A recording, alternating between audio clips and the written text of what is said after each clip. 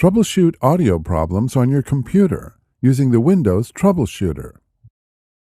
In Windows, select Start and then select the Settings icon.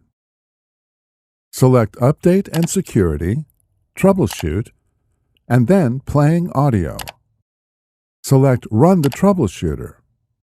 If your computer has multiple audio outputs, select the connection to troubleshoot and then select Next. Read and respond to the on-screen prompts to troubleshoot the audio.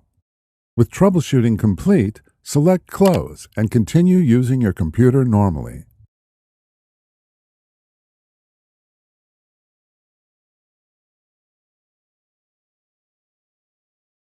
Hello friends.